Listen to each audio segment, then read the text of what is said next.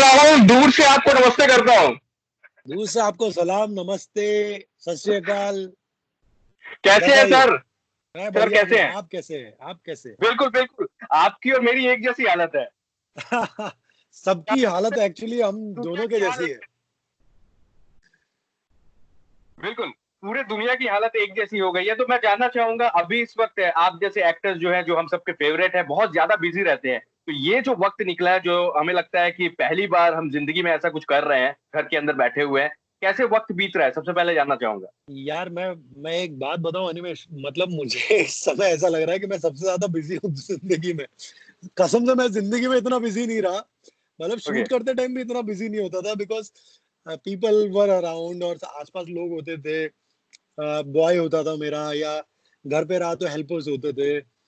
अभी कोई भी नहीं है, अभी सारा काम खुद ही करना है। तो जी। सुबह से साफ सफाई से लेके खाना बनाने से लेके बाकी सारी चीजें करते करते दिन निकल जाता है, पता भी नहीं चलता। जी। और कई बार ये सोचता हूँ, लोग मुझसे फोन करके पूछते रहते हैं कि यार तुम तो अभी फोन ही नहीं उठाते, क्या कर रहे हो, ऐसा इतने कहाँ बिजी हो। तो मेरे लिए ये एक्सपीरियंस ज्यादा बिजी वाला है बजाय नॉर्मल डेज की। जी। मेरे ख्याल से जो अकेले रह रहे हैं उनके लिए तो बेचारे बहुत मुश्किल हो गई है। काश मैं घर पे होता तो मुझे मम्मी के हाथ की चीजें खाने को मिलती और मैं मजे कर रहा होता घर पे बैठ के। आराम कर पाते, लेकिन अभी थोड़ा बिजी रह रहे हैं। मैं जानना चाहूंगा राहुल, कैसे वक्त बीत रहा है, क्योंकि झाड़ू पोछा सब मैं समझ रहा हूँ, कुछ आपने जी डिश बनाई है या फिर कुछ अलग अपने ऊपर एक्सपेरिमेंट कर रहे हैं, कुछ नई चीजें कर रहे हैं। देखिए, सबसे पहला एक्सपेरिमेंट तो मैं लुक के साथ कर रहा हूँ। सबसे पहली चीज आप देख रहे होंगे कि इतनी भारी सी दाढ़ी दिख रही है। मैं पूछने वाला था, अगला सवाल मेरा वही था इस लुक के बारे में। अच्छे जी लग तो रहे हो आप। काफी पहला, अच्छे लग थैंक यू अनिमेश। तो पहला तो यहीं से शुरू होता है कि मैंने आज तक इतनी बड़ी दाढ़ी नहीं रखी है। 1 महीने से ऊपर हो गया है कि मैंने I am keeping this beard. So ये मेरा रखने का प्लान है जब तक लॉकडाउन एंड नहीं होता। तो पहला चेंज तो यही रहेगा कि मैं अपने आप को भी पहली बार ऐसे देखने वाला हूँ। दूसरा जो है चेंजेस ये है कि मैंने योगा मैं करता था, बट बहुत ब्रेक कर करके करता था। तो योगा मैंने ऐड किया लाइफ में, जो कि मुझे बहुत हेल्प मिल रही है अपने आप को बैलेंस करने के लिए। ब्रीदिंग में जो चीजें हैं उनके बारे में समझने की कोशिश कर रहा हूँ। तीसरी चीज जो मैं कर रहा हूँ आजकल, मैं मेडिटेशन के बारे में काफी कुछ पढ़ रहा हूँ, चीजें सीख रहा हूँ और कोशिश कर रहा हूँ उसको इम्प्लीमेंट करने की लाइफ में। तो मैंने अपने आप से प्रॉमिस किया है कि 30 दिन मैं कंटिन्यू मेडिटेशन करूंगा। और उस मेडिटेशन में मतलब जो फोकस होता है उस पे काम करूंगा। तो एनर्जी लेवल मेंटेन करने की कोशिश करूंगा। तो ये 3-4 चीजें, राइटिंग पे भी मैं काम कर रहा हूँ कि कुछ एक लिख रहा हूँ, कुछ चीजें, कुछ बहुत खूब। कॉन्सेप्ट्स पे काम कर रहा हूँ, चीजों के ऊपर। तो कुछ चीजें हैं, यही छोटी मोटी 4-5 चीजें हैं जो अलग कर रहा हूँ बाकी लोगों से, जो बाकी लोग कर रहे हैं उनसे। तो ये मेरी कोशिश है। और जहां भी नॉलेज मिलती है या कोई किताबों से रिलेटेड कुछ चीज होती है तो मैं काफी यूट्यूब का कंटेंट है वो देखता हूँ, इंस्पिरेशनल चीजें देखता हूँ। और आगे के लिए सोचता हूँ कि किस तरह से तैयारी करनी है चीजों में। तो उन सब चीजों के बारे में ही तैयारियां चल रही है मेरे ख्याल से, कुकिंग, क्लीनिंग और एक्सरसाइज या बाकी सब चीजों के अलावा। बिल्कुल। सर, आगे क्या क्या करने वाले हो इसके बारे में तो बात करेंगे, लेकिन राहुल, हम सब आपको जितना हम सीरियल्स में देख रहे हैं, आपको बहुत पसंद कर रहे हैं, आपके रोल्स को पसंद कर रहे हैं, लेकिन इस वक्त हम दोनों के पास ही थोड़ा वक्त ज्यादा है, समय है हमारे पास। तो मैं जानना जी चाहूंगा, राहुल बचपन से कैसे थे, अगर हमारे साथ कुछ यादें ताजा करें। आपने बहुत इंटरव्यूज दिए हैं, लेकिन मैं चाहूंगा आज एक दो चीजें आप ज्यादा हमारे साथ शेयर करें, ऐसी चीजें बताएं जो लोगों को नहीं पता है, आपके फैंस को नहीं पता है। बचपन से राहुल बहुत कैसे थे? बहुत लोगों को आपने ये बहुत अच्छा सवाल पूछा है अनिमेश, बिकॉज मेरे ख्याल से बचपन बचपन के बारे में उतना डिस्कशन मैंने किसी से किया भी नहीं है। कोई भी इंटरव्यूज में उतना जिक्र होता भी नहीं है। स्पेशली आपके स्ट्रगल का या बाकी चीजों का ज्यादा जिक्र होता है। जी। तो मैं अपने बचपन के बारे में बताऊं तो मैं कोई बहुत एक्स्ट्रा ऑर्डिनरी स्टूडेंट नहीं था। मैं बहुत ही नॉर्मल सा एक बहुत मध्यम वर्गीय परिवार का लड़का हूँ, जो कि बहुत ही नॉर्मल सर्कमस्टेंसेस में पला बड़ा हूँ। खेत खेत वेत है हमारे, तो मेरा बचपन खेतों में और उन्हीं सब जगह पे ज्यादा गुजरा। और जो है बहुत average kind of a student रहा हूँ। कभी जी। बहुत स्कॉलर टाइप का नहीं रहा। तो मुझे आज उस बात की खुशी है कि मैं कभी भी स्कॉलर नहीं था, बिकॉज़ स्कॉलर होता तो शायद मेरे मेरे सर पे बहुत ज़्यादा प्रेशर होता और मैं कुछ ऐसा काम कर रहा होता जिसमें शायद मैं भी खुश होता, लेकिन मैं उतना नहीं जितना मैं आज हूँ। ये और तो सर हो सकता है यूएस यूएस में या यूरोप में फंसे होते अभी। बिल्कुल, बिकॉज़ मेरे यूरोप साइड। बिल्कुल, बिल्कुल मेरे कुछ एक दोस्त हैं, मैं अभी भी मुझे याद है कि हमारा जो बैच हुआ करता था, उस टाइम पे वो टॉपर्स का बैच माना जाता था। मतलब जो उसमें जितने भी आज मैं बात करूँ, कम से कम हम लोग 40 से 50 स्टूडेंट थे उस पूरे बैच में, 40 से 50 लड़के थे। और मेरे आज जितने भी दोस्त हैं वो सब लोग कोई इंजीनियर्स ऑलमोस्ट आईआईटी के टॉपर्स रहे हैं कुछ तो। सो ऑल इंडिया रैंक किसी की 300 थी, किसी का 50 रैंक था, किसी का कुछ 200 रैंक था, किसी का 1500 था। ऐसे करके उस बैच में से आई थिंक 8 से 10 लोग आईआईटी में निकल गए, कुछ लोग और बाकी के इंजीनियरिंग एग्जाम्स में पास हो गए, कुछ लोग डॉक्टर्स बने। मैं खुद प्री मेडिकल का स्टूडेंट रह चुका हूँ। सो वो जो प्री मेडिकल की तैयारियां थी उसमें काफी जो आजकल के काफी सारे स्टूडेंट फेस कर रहे होंगे, वैसे ही मैंने भी वो फेस किया है कि वो दौर ऐसा था कि मतलब सर हिल जाता था पढ़ते पढ़ते कि करें कैसे और कैसे होगा। और मैं नहीं क्लियर कर पाया था प्री मेडिकल, बिकॉज एक टाइम के बाद मुझे पता चल गया कि ये बहुत टफ है और बीडीएस करना मुझे उतना वो नहीं लगा। एमबीबीएस करना चाहता था तो वो नहीं कर पाया, और मैं मेरा ये था कि अगर क्लियर नहीं करूंगा तो मैं नहीं करूंगा, मुझे बाहर जाके नहीं करना। बहुत डिसअपॉइंटमेंट हुआ बाकी तरह ही बाकी लोगों की तरह लाइफ में। और उसके बाद बीएससी करने पे आया तो बीएससी में कर रहा था, उसी के दौरान मेरा मॉडलिंग से मेरे एक भाई की वजह से उसने फोर्स करके मुझे एक जगह भेजा। फिर वैसे ही मैं इवेंट मैनेजमेंट के एक लड़के से मिला, उसने मुझे थिएटर के बारे में बताया। एक परफॉर्मेंस की मैंने नॉर्मल, जब वो मॉडलिंग का राउंड चल रहा था, उस परफॉर्मेंस के बिहाफ पे लोगों ने बहुत तालियां बजाई, बहुत अप्रिशिएट किया। तो मुझे वहां से इंटरेस्ट लगा एक्टिंग का, वहां से चालू हुई एक्टिंग की चीजें। और उसके बाद फिर थिएटर ज्वाइन किया। थिएटर से वो जो वर्कशॉप थी एनएसडी की, उस वर्कशॉप से मुझे काफी कुछ सीखने को मिला, अपने आप को परखा कि मैं कर पाऊंगा कि नहीं। और फिर जब वो डेवलप हुई चीजें तो उसके बाद मैंने अपने पूरा फोकस इसी करियर पे लगा दिया। तो क्या बात। ये मतलब तब से लेके अब तक की एक छोटी सी उसमें बताया मैंने ये जर्नी आपको। बिल्कुल बिल्कुल, मैं राहुल जानना चाहूंगा आपके एक्टिंग करियर को लेकर भी हम बातें करेंगे, लेकिन जब आपने दोस्तों की बातें की, इतने सारे दोस्त थे जो एक साथ पढ़ते थे, अभी यहाँ डॉक्टर बन गए हैं, अच्छे अच्छे पोस्ट पे हैं, आईटी कंपनीज में हैं, तो कुछ दोस्तों के साथ अभी भी बातें होती है? कुछ हैं आपके फ्रेंड्स बचपन के? डेफिनेटली अभी अभी मेरा एक दोस्त है जो लंदन में फंसा हुआ है, जैसा आपने बोला। वो लंदन जी। में है अभी और लंदन में जॉब करता है, तो वहां फंसा हुआ है। और उससे मेरी बात होती है। मेरे दो तीन जो फ्रेंड्स हैं उस पुराने वाले ही, उन सबसे मेरी बात होती रहती है। मेरा एक फ्रेंड है जो अभी फ्रंट लाइन वर्कर की तरह काम कर रहा है कोरोना में, इसी में चीज़ों में। तो वो मेरा बहुत अच्छा, मेरा इनफैक्ट मेरा बेस्ट फ्रेंड है वो। उससे भी मेरी अभी थोड़े दिनों पहले बात हुई, तो उसने भी मुझे कंडीशंस के बारे में बताया कि क्या कंडीशंस हैं यहाँ पर और किस तरह से लोगों को फेस करना पड़ रहा है चीज़ों के बारे में, मेडिकल स्टाफ को कितना झेलना पड़ रहा है चीज़ों का। सो वो सब तो काफ़ी कॉन्वर्सेशंस होते रहते हैं लोगों से सबसे। और हमारा एक ग्रुप भी है जिसपे हम लोग चैट करते रहते हैं, बात करते हैं। बचपन वाला। वो ग्रुप भी मैंने ही बनाया, मैंने ही इनिशिएटिव लिया था उसका, क्योंकि हम सब लोग बहुत बिखरे हुए से थे। और एक दिन अचानक से आइडिया आया, बिकॉज मेरा एक फ्रेंड था, उसने मुझे बोला यार सब लोग इधर उधर हैं तो थोड़ा बातचीत करने में दिक्कत होती है। मैं बोला चलो एक ग्रुप तक बनाते सर आप एक्टर बन गए थे? एक्टर आप बन गए थे, आपने एक्टिंग शुरू कर दिया था? ये अभी हाल की हैं। बात है? ये हाल ही की बात है, तब तक मैं बन चुका था। उसके भी 5-6 जी। साल की बाद की बात है। मतलब उसके भी 6-7 ओके। साल के बाद में, तब पूरा एक्चुअली तब जाके वो रीयूनाइट होने वाला एक तरीके से रहा। तब जी सब जी। लोग अपनी अपनी अपनी जिंदगी में सेटल हो गए। आई गेस मैं ही एक अकेला बचा हूँ जिसकी शादी नहीं हुई है, बाकी तो शादी सब नहीं शादीशुदा हैं और बच्चे हो हुई। चुके हैं और सब मजे में मतलब अपनी लाइफ उस तरह से गुजार रहे हैं। और ग्रुप में सबसे ज्यादा कमेंट यही होते हैं कि ये तो तू आप तो यही कमाल कहते हो आदमी है। क्या? सब तो यही कहते हो कि बहुत लकी है तू।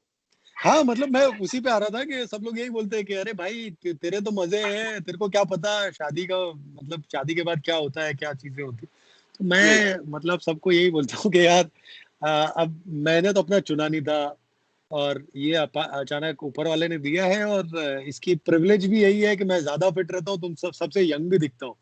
तो कोई जी बोल भी नहीं सकता कि जो है मेरे को शादी करने की उम्र है। अभी अभी तो मैं बहुत छोटा हूँ। जी। तो राहुल, मैं जानना चाहूंगा, क्या अभी भी आपके दोस्त जब अब बात होती है तो बोलते हैं अरे यार तू तो एक्टर बन गया, सुपरस्टार बन गया, इस तरह की चीजें भी बोलते होंगे दोस्त? डेफिनेटली, मतलब किसी को उम्मीद नहीं थी मेरे से। मैंने जैसा कि बोला कि एवरेज स्टूडेंट था, और सब लोगों को ये लगा था कि ठीक ठाक अपने डैड का बिजनेस ज्वाइन कर लेगा या नॉर्मल कोई नौकरी कर लेगा, इतना ही कर पाएगा, ज्यादा कुछ कर नहीं पाएगा लाइफ में। और वो बहुत वाजिब सी बात है, जब आप एक जी। प्रैक्टिकल से पॉइंट ऑफ व्यू से देख रहे होते तो आपको नहीं समझ में आता। मेरे को खुद को नहीं पता था।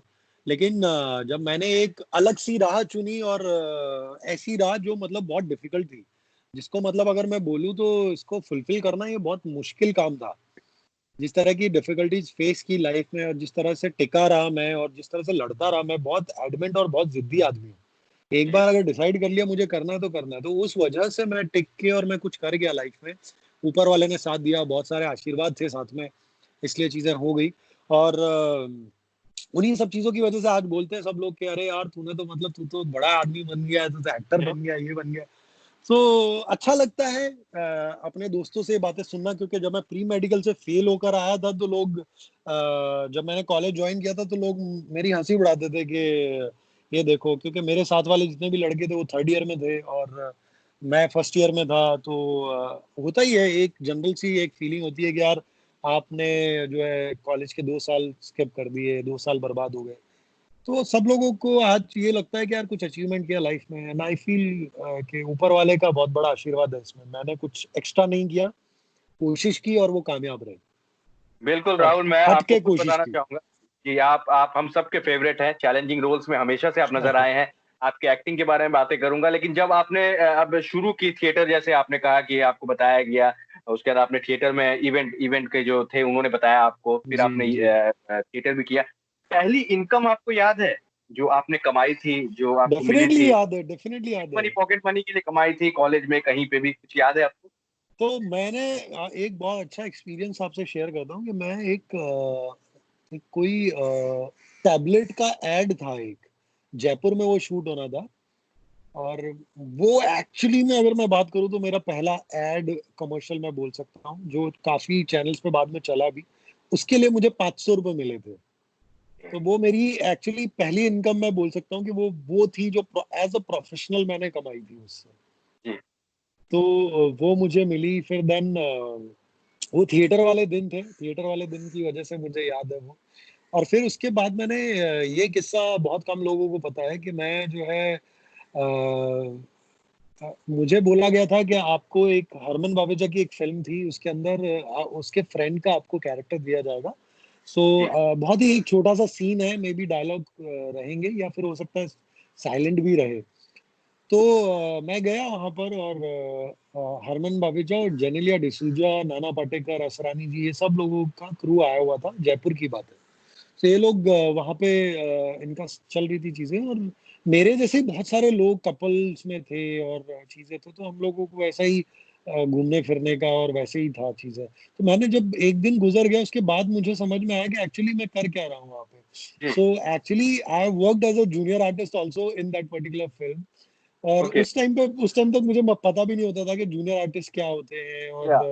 मतलब उनका क्या पर्टिकुलर रोल होता है इसमें। तो जब मुझे then I got to know about this, and then I said कि यार ये क्या मतलब, क्यों मुझे लेकर आए थे। मैंने मेरे कोऑर्डिनेटर जो थे, जिसके थ्रू मैं गया था, उनसे पूछा ये। तो उन्होंने बोला अरे तेरे को क्या है, तू पैसे कमा रहा है ना, पैसे मिल रहे हैं तेरे को, पॉकेट मनी निकल रही है, और क्या चाहिए तुझे। So I was like highly paid, मतलब वहां के हिसाब से उस टाइम पे मैं बहुत अच्छा सा, मुझे 2-3 हजार पर डे के हिसाब से वो जी। लोग उस टाइम पे ऐसा कुछ कर रहे थे। और उसके बाद जो मैंने एक पॉइंट देखने के लिए सीखा कि वो 7 दिन वो शूटिंग चल रही थी। मैं 7 दिन वहां पे रुक के मैंने ऑब्जर्व किया कि शूटिंग जी। होती कैसे है, वो कैसे, क्या माहौल होता है, क्या चीजें होती है। अनीज अनीस बदनी जी डायरेक्टर थे उस फिल्म के, जी। और वो फिल्म रिलीज नहीं हुई बाद में, बट उसका एक गाना शूट हो रहा था 7 दिन। तो मुझे एक्चुअली पर्टिकुलरली वो फिल्म मेकिंग का मेरा पहला एक्सपीरियंस था कि किस तरह से चीजें होती हैं, क्या एक्ट होता है, चीजों के शॉट कैसे लगते हैं, क्या चीज ली जाती है, अलग अलग डिपार्टमेंट्स में क्या काम होता है। तो मेरे ख्याल से वो पर्टिकुलरली मेरी पहली बड़ी इनकम भी थी, और पहला बड़ा एक्सपीरियंस भी था। बिल्कुल। और उसके बाद शुरुआत भी अच्छे अच्छे रोल में आप नजर आए। एक जयपुर का, राजस्थान का बंदा जो है वो आकर मुंबई में अच्छे अच्छे रोल करते हुए नजर आया। तो मुझे जी। बताइए, रहस्य की बातें करें या फिर लुका-छुपी की बातें करें, तो ये जो शुरुआत हुई इतने सारे अच्छे-अच्छे रोल की, माइथोलॉजिकल रोल्स भी आपने काफ़ी अच्छे किए हैं। तो जी। शुरुआत जब कैसे हुई? सीरियल्स की शुरुआत कैसे हो गई फिर? तो मैं जब आया था बॉम्बे, मैं 2009 के एंड में, मतलब नवंबर दिसंबर के आसपास आया था। और 2010 में एक्चुअली मेरा स्टार्ट हुआ, जहाँ पे वो पूरा 1 से लेके 1.5 साल, 2011 मार्च तक, अप्रैल तक जो है, मेरे पास कोई काम नहीं था। मुझे ये नहीं पता था कि बॉम्बे में मैं जाऊँ कहाँ, रहूँ कहाँ, क्या करूँ, कैसे करूँ? लेकिन कुछ एक अच्छे लोग थे बॉम्बे में, जिनकी वजह से, मतलब उनके यहाँ पे मैं रहा, और आज भी उन सब का शुक्रगुज़ार हूँ। वो पवई में वो लोग रहते थे, तो उन्होंने 2-3 महीने उनके साथ रहे, मैं और मेरा जी, एक फ्रेंड थे। फिर उसके बाद मैं शिफ्ट हुआ लोखंडवाला, और वहाँ से चीज़ों की शुरुआत हुई रहने की, और फिर किस तरह से। तो 3-4 महीने तो मुझे समझ में ही नहीं आया कि करना क्या होता है? मतलब कहाँ जाऊँ, किससे मिलूँ, कैसे करें? तो जब मुझे वो समझ में नहीं आया, तो धीरे-धीरे कुछ एक लोग जो हमारे थिएटर के जो वर्कशॉप्स में आए थे, जो सर थे, वो यहाँ पे काम कर रहे थे, उनसे मेरी बात हुई। 1-2 दोस्त पहले आके जा चुके थे, उनसे मिला। तो सब लोग कुछ-कुछ, एक-एक कॉन्टैक्ट मिला, वहाँ जाके लोगों से बात की, मिले। ऐसे करके शुरुआत हुई। पैसे नहीं थे ज़्यादा, तो घर से थोड़ी हेल्प लेता था कि थोड़ा बहुत पैसे मिल जाएँ, चीज़ें हो जाएँ। तो काफ़ी महीनों तक ये प्रोसेस चला के 8 से 10 महीने निकल गए, और मैंने कुछ 600 से 800 ऑडिशन दे डाले 1 से 1.5 साल के अंदर, और जी, कहीं पे कुछ नहीं हो रहा था। मतलब मेरे को जी, समझ में नहीं आया कि करूँ क्या अब कुछ भी नहीं हो रहा है। हर ऐड में शॉर्टलिस्टेड रहा, बट सेलेक्ट किसी में नहीं हो रहा हूँ। तो बड़ा मुश्किल हो जाता था अपने आप को सही रखना, दिमाग को सही रखना। ऊपर से घरवालों का प्रेशर हो जाता था कि भई कर क्या रहे हो? इतने पैसे उड़ा दिए तुमने। मतलब मुझे अभी भी याद है, 10 से 15,000 रुपए मैं घर से मँगवाता था, और उसमें ही मैं पूरा महीना चलता था मेरा। और बड़ा ऐसा लगता था कि यार, क मतलब घरवालों से क्यों पैसे ले रहा हूँ मैं? सो जी, एक टाइम के बाद में मुझे ऐड मिलना फिर शुरू हुए। मैकडॉनल्ड्स का बर्गर का एक ऐड किया था मैंने। सो वो बर्गर का मेरा पहला ऐड था वो। उससे पहले एक ऐड किया था जो रिलीज़ नहीं हुआ, वो पहला ऐड रिलीज़ हुआ था मैकडॉनल्ड्स का। सो वहाँ से मेरी शुरुआत हुई, और फिर धीरे-धीरे उस ऐड के बाद में 2-4 ऐड मिलना शुरू हुए। फिर उसके बाद में मुझे पहला जो ब्रेक मिला, वो कहानी चंद्रकांता की एक शो था, जी। उसके अंदर वो ब्रेक मिला। उसकी भी कहानी बड़ी इंटरेस्टिंग है कि मुझे पहले ले लिया गया, फिर उसके बाद मुझे निकाल दिया गया प्रोमो शूट करके, किसी के कहने पे। और निकालने के 1 महीने बाद जब मैंने डिसाइड किया कि नहीं, मैं और तरीके से काम करूँगा अपने ऊपर, ये बोल के निकाला गया कि एक्टिंग नहीं कर पाएगा। सो मैंने और अपने ऊपर काम करना शुरू किया थिएटर के लिए, और यहाँ पे भी बॉम्बे में भी शुरू कर दी थी चीज़ें, और ऑडिशंस देना शुरू कर दिया, अपने ऊपर काम करना शुरू किया। 1 महीने बाद कॉल आया, फिर उसके बाद वापस से बोला गया कि अब किस्मत की बात करूँगा कि किस्मत यहाँ पे ऐसे शुरू हुई, कि वो किस्मत जो है उसने प्ले किया रोल, और मुझे जिस रोल के लिए सेलेक्ट किया था वो वापस मिला। क्या बात और उस टाइम पे मैंने देवानंद साहब से मुलाकात की। देवानंद जी जो हमारे लेजेंडरी एक्टर्स रहे हैं, एक्टर रहे हैं, उनके ऑफ़िस में था मैं उस दिन, मेरा करियर की शुरुआत करने वाले दिन। मैं उनके उनसे गया, उनसे मिला, एंड मुझे आज भी याद है, उन्होंने मेरे कंधे पे हाथ रखा, मैंने उनके चरण छुए, और मैंने बोला, sir wish me luck, because आज मेरा पहला दिन है शूट का, और मुझे तो उनकी ब्लेसिंग्स उन्होंने दी, एंड बोला कि hey man, you will do good, just do good in life, do your hard work, everything will be fine, and you will be doing very well in your life. तो उस आशीर्वाद का मुझे आज भी इम्पैक्ट लगता है कहीं न कहीं लाइफ में। उसके बाद वो शो शुरू हुआ, और जहाँ मुझे क्रिटिसाइज़ किया गया था कि ये तो एक्टिंग नहीं कर पाएगा, है! मार्क पे भी नहीं आ पाएगा। वहाँ फिर मैं अपने आप को प्रूव करता गया, और काफ़ी बार प्रूव करना पड़ा। 9 महीने वो शो चला, 9-10 महीने, और उसमें काफ़ी कुछ सीखने को मिला। 100 150 आर्टिस्ट के ऊपर मैंने लोगों के साथ काम किया। सो वो मेरा पहला एक्सपीरियंस था, जो एज़ एन एक्टर मुझे बहुत कुछ सीखने को मिला, बहुत कुछ किया उस शो में, और एज़ अ ग्रोथ वाइज़ वो बहुत अच्छा शो था मेरे लिए।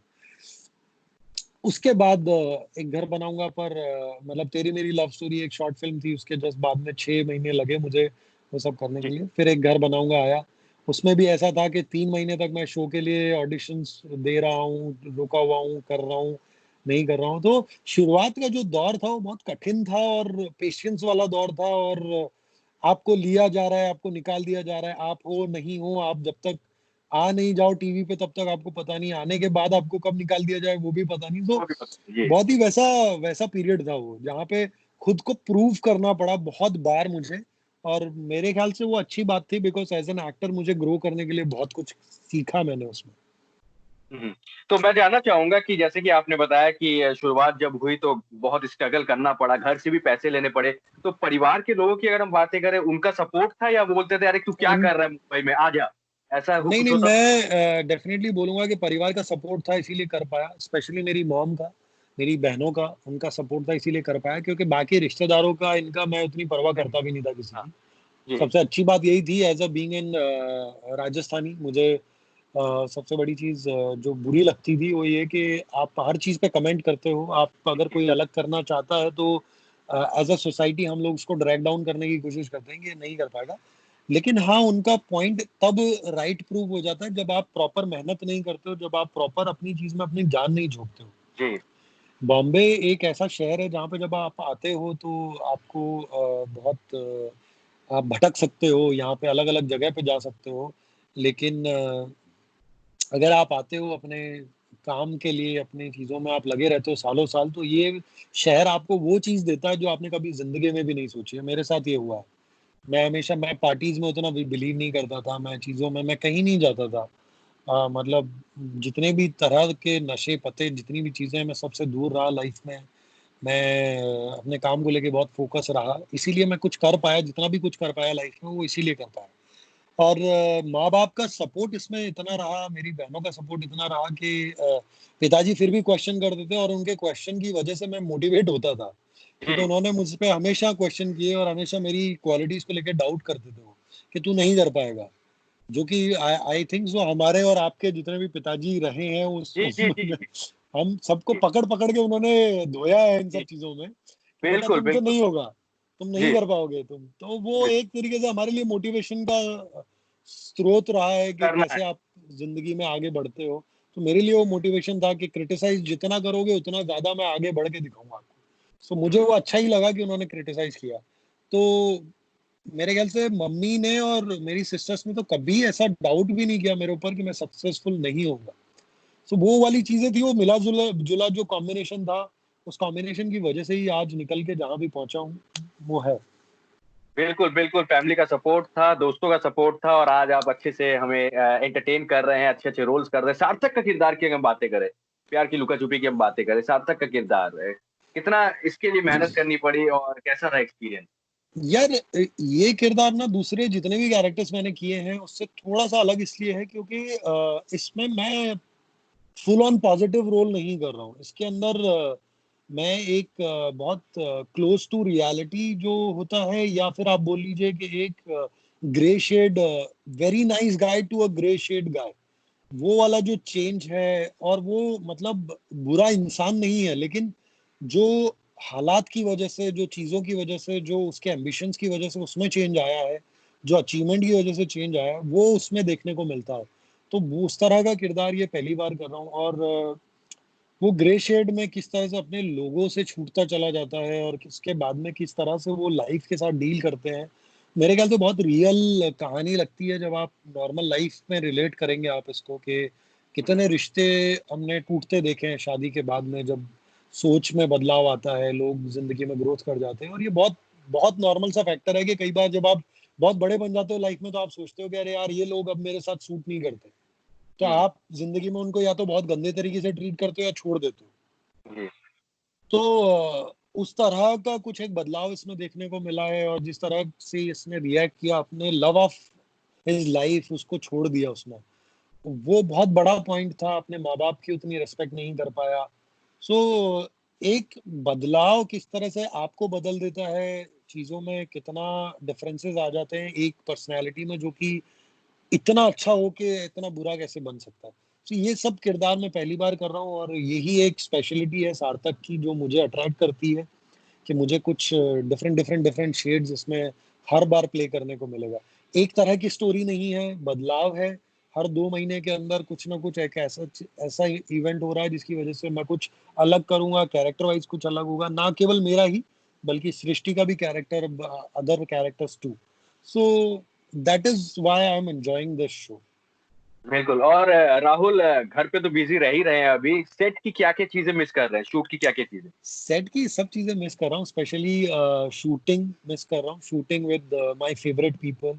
अपर्णा के साथ शूटिंग करना मिस कर रहा हूँ, बिकॉज हमारे सीन्स इतने अच्छे आते थे, और अब वो आदत पड़ चुकी थी कि यार अच्छे सीन्स करने हैं, बढ़िया तरीके से काम करना। वो एक उस चीज का अभी बहुत ऐसा लग रहा है कि काम पे क्यों नहीं है। फिर बाकी के जो को एक्टर्स हैं, शीतल हो गए, श्वेता हो गई, चैतन्य जी हो गए, शादाब जी हो गए, दादी हो गई, या बाकी के लोग जो हो गए, उन सब के साथ में शूट करना मिस कर रहा हूँ, बिकॉज हर किसी के साथ एक अलग केमिस्ट्री थी, और मजा आता है शूट करने में, और उन सब के। और मेरे लिए जो है shooting is not my work, it is like part of me. जो जी। मुझे लगता है कि यार अगर वो रहेगा तो मेरा बॉम्बे में रहने का और मेरे वजूद का कोई मतलब है, अदरवाइज मतलब वो मजा नहीं आता लाइफ में, कि अभी ठीक है लाइफ चल रही है, सब बढ़िया है, लेकिन वो उस उन सब चीजों को मिस कर रहा हूँ, specially food I am missing. जो हम लोग सब लोग घर से खाना लेके जाते थे और फिर बैठ कर साथ में खाते थे, तो वो लंच टाइम मिस कर रहा हूँ। वो जो शाम का स्नैक टाइम होता था, ये टाइम पे ही हमारा ब्रेक होता था और हम स्नैक खाया करते थे, तो वो मिस कर रहा हूँ। तो these things are missing from the set. बिल्कुल बिल्कुल। तो राहुल, मैं आपसे जानना चाहूंगा कि सब कुछ खुल जाने के बाद, सब कुछ नॉर्मल होने के बाद, कोलकाता आने का प्लान आप कब कर रहे हो? अरे यार, मैं आपको बताऊं, मैं कोलकाता पिछले कितने टाइम से आना चाह रहा हूँ, और बहुत बार प्लान बने, बहुत बार ऐसा रहा कि यार नहीं, जाना है, करना है। जी। बिकॉज पहली चीज, I really like the culture of Bengal. जो बंगाली लोग हैं उनका जो तरीका है, स्पेशली भाषा है, जी। जो पकवान है, जो आप लोगों की मिठाइयाँ हैं, मैं जो भी लोग मुझे जानते हैं उनको पता है कि मेरे को मीठा कितना पसंद है। तो वो सब चीज़ें मुझे बहुत पसंद है। और कुछ एक दोस्त रहे हैं लाइफ में जिनकी वजह से मैं बंगाली कल्चर से काफ़ी वाकिफ था, तो क्या? नवरात्रि में मैं बहुत जाता था यहाँ पे। तो आप लोगों का जो वो अष्टमी के बाद में जो वो प्रसाद बनता था, वो ओ, खीर ओ। वगैरह, और भोग जो है वो भोग खाने जाया करते थे। सो उसमें बड़ा मजा आता था। तो मेरा एक मन था कि जब भी नवरात्रि का टाइम हो तो मैं वहाँ पे विजिट करूँ, और देन वो पूरा कल्चर, वो फंक्शंस वो अटेंड करूँ, वो देखूँ। तो जैसे ही मुझे कभी भी ऐसा मौका लगेगा, आई एम नॉट सेइंग कि लॉकडाउन के बाद, बट जब भी वो मौका लगेगा तो वो स्पेशल ओकेजन्स और वो पूरा सिटी जी। घूमना और वो सब मैं जरूर करूंगा, बिकॉज इट बिल्कुल is in my favourite list. बिल्कुल बिल्कुल। मैं चाहूंगा राहुल, दुर्गा पूजा के दौरान आप कोलकाता में आए। ढेर सारी बातें आपके साथ और भी हम करेंगे, स्टूडियो में मैं तब आपको तो मैं बुलाऊंगा। पर्सनली पर्सनली हम लोग बैठ के बातें करेंगे यार। बिल्कुल बिल्कुल, स्टूडियो में बैठ कर मैं आपको रसगुल्ला खिलाऊंगा, सौंदेश खिलाऊंगा, मिठाइयाँ खिलाऊंगा, ठूस ठूस के खिलाऊंगा। बिल्कुल बिल्कुल। जाते जाते जो आपके फैंस आपको देख रहे हैं, व्यूवर्स से क्या कहना चाहेंगे? अभी इस वक्त हाथ धोना बहुत जरूरी है, मास्क पहनना बहुत जरूरी है, उनसे कुछ कहना चाहेंगे? मैं उनसे इतना ही कहना चाहूंगा कि देखो, बाकी सब गाइडलाइन सब आपको पता है क्या करना है। जी।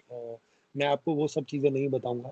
मैं केवल इतना बोलूंगा कि ये टाइम थोड़ा डिफिकल्ट है, मेंटली स्ट्रांग रहना थोड़ा मुश्किल हो रहा है। घर में बैठ के मैंने जितने भी मेरे दोस्तों से बात होती है, काफी लोगों से बात होती है, तो सब लोग बड़ा वो महसूस कर रहे हैं कि मेंटली बहुत इल महसूस कर रहे हैं, कि बहुत यार एक ही जगह घुटन हो रही है, कैसे करें, क्या करें, कुछ समझ में नहीं आ रहा। तो मैं ये इतना ही बोलूंगा कि ये भी एक दौर है, ये निकल जाएगा, और जी। हम लोग वापस से नॉर्मल लाइफ पे आएंगे। लेकिन इस दौर से जब निकल रहे हैं तो हमें जो भी इसकी पॉजिटिव बातें हैं, जो हमारे करेक्शंस ऑफ लाइफ है, कि लाइफ में कौन सी चीजें सबसे ज्यादा मायने रखती हैं, वो मटेरियलिस्टिक चीजें नहीं हो सकती। ये पीरियड में शायद आपको समझ में आ गया होगा जी। कि सबसे ज्यादा अगर आदमी को जीने के लिए किसी की जरूरत पड़ती है, या उसके लिए मायने रखती है, तो वो है उसका परिवार। वो है जो नॉर्मल खान पान आपको दिया गया है, जी। जो आपके बेसिक चीजें हैं लाइफ की, वही आपकी साथ जिंदगी में आपको जिंदगी भर आपका साथ निभाएंगी और जी। रहेंगी। तो उन सब चीजों पे फोकस करें और अपने लाइफ को इजी रखें। ज्यादा सोचे नहीं इस बारे में, न्यूज देखें लेकिन उतना ही देखें जो आपकी अपडेट रहे, जी। उसको दिमाग पे चढ़ने ना दे, कि वो आपको, मतलब आप अगर देखना ज्यादा शुरू करेंगे तो it will hit your mind. So वो नहीं होना देना है। अच्छी खबरें देखें, अच्छी चीजें पढ़ें, अच्छा सुने। आप जिस भी धर्म से बिलोंग करते हैं, अपने धर्म को फॉलो कीजिए, अपनी चीजों को फॉलो कीजिए, उसके बारे में नॉलेज बढ़ाइए, चीजों के बारे में कि किस तरह आप अपने आप को थोड़ा सा नॉलेज वाइज अपग्रेड कर सकते हैं। ये टाइम है अपनों के साथ बिताने का। उनको जानिए जिनको आपने जो आपके सबसे करीब है लेकिन उनको आप नहीं जानते, क्या बात। उन लोगों को जानने की कोशिश कीजिए। तो जो आपकी पत्नी हो गई या आपके माँ बाप हो गए, जिंदगी भर उनसे वैसे कॉन्वर्सेशंस नहीं हुए होंगे, लेकिन अब वो कीजिए। आई होप आप लोग कर रहे होंगे। तो यही सब चीजें हैं जो मैं बोलूंगा कि अपने स्तर पर आप कर सकते हैं, और मेंटली स्ट्रांग रखिए अपने आप को। थैंक यू बिल्कुल सो मच। बिल्कुल राहुल, बहुत अच्छा लगा आपके साथ बातें करके। मैं भी चाहूंगा कि आप सेफ रहें, सुरक्षित रहें, घर पर रहें और जल्दी जल्दी लॉकडाउन खत्म हो, शूटिंग पे आप बिजी हो जाएं और फिर कोलकाता आए, ढेर सारी बातें और भी होगी। Thank you so definitely much, all the Animesh, best and thank you are you. The best. Thank you so much. Thank you so much. Bye bye guys, thank you so thank you so much. Much. Thank you so bye. Much Rahul.